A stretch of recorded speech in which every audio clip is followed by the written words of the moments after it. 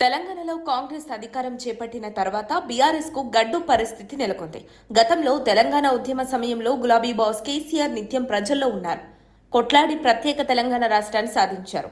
ఆ సమయంలో చోటాబడా అనే తేడా లేకుండా ఎవరైనా కేసీఆర్ ను కలిసే అవకాశం ఉండేది. కానీ ఆయన సీఎంగా బాధ్యతలు చేపట్టాక ప్రజలతో పాటు కార్యకర్తలు, చిన్న చితక లీడర్లకు ఆయన దూరమయ్యారు. అయితే బీఆర్ఎస్ రాష్ట్రంలో అధికారం కోల్పోయి 2 ఏళ్లు అవుతోంది. ఇప్పుడు ప్రధాన ప్రతిపక్ష హోదాలో ఉంది. ఈ సమయంలో గులాబీ బాస్ కేసీఆర్ నిత్యం ప్రజల్లో ఉండి ప్రజా సమస్యలపై పోరాడాల్సిన అవసరం ఎంతైనా ఉంది. కానీ ఆయన మాత్రం 2 ఏళ్లుగా ఫామ్ హౌస్ కే పరిమితమయ్యారు. ఏనాడు ప్రజలను కలిసింది లేదు. కనీసం కలుద్దామంటే ఫామ్ హౌస్ లోకి ఎవరిని అనుమతించింది లేదు. కేవలం పార్టీలోని బడా లీడర్లకు మాత్రమే ఎంట్రీ ఉంటుంది. సామాన్య కార్యకర్తలు, సెకండ్ క్యాడర్ లీడర్లకు అక్కడ ఎంట్రీ లేదు. దీంతో పార్టీ లీడర్లు, కార్యకర్తలు అధినేత తీరుపై తీవ్ర అసంతృప్తితో ఉన్నారనేది బహిరంగ వాస్తవం. గులాబీ బాస్ కేసీఆర్ తీరు అలా ఉంటే పార్టీ వర్కింగ్ ప్రెసిడెంట్ కేటీఆర్ తీరు మరోలా ఉంది. ఆయన సైతం తండ్రిని మించిన తనయుడు అన్నట్లు వ్యవహరిస్తున్నారు. కేసీఆర్ బాటలోనే కేటీఆర్ చుట్టూ ప్రత్యేకంగా ఓ కోటరీ ఉందన్న ప్రచారం పార్టీలో పెద్ద ఎత్తున సాగుతోంది. ఇది కాస్త కాంగ్రెస్ కు కలిసొచ్చేలా ఉందన్న టాక్ పొలిటికల్ సర్కిల్స్ లో జోరుగా వినిపిస్తుంది.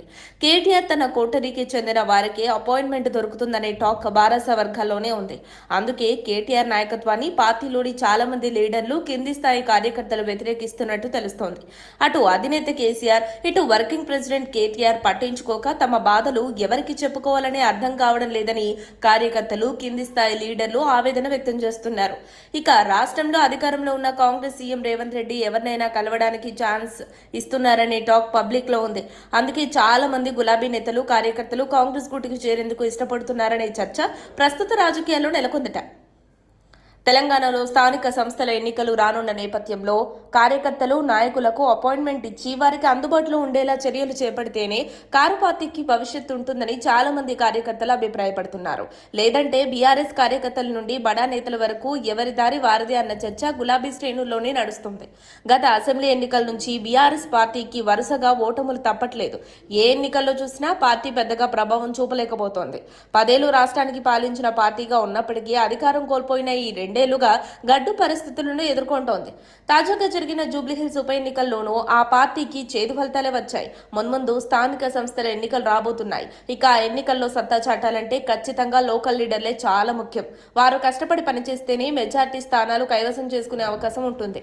ఇక తండ్రి బాటలోనే తనయుడంటే కారు చెట్టుకే పరిమితం అవ్వాల్సి ఉంటుందని రాజకీయ విశ్లేషణలు వినిపిస్తున్నాయి. మరిన్ని అప్డేట్స్ కోసం మా కాయ్ టీవీని సబ్స్క్రైబ్ చేసుకోండి. మా వీడియో కనుక మీకు నచ్చినట్లయితే లైక్ చేయండి, షేర్ చేయండి. మీ విలువైన అభిప్రాయాలను కామెంట్ బాక్స్లో తెలియజేయండి.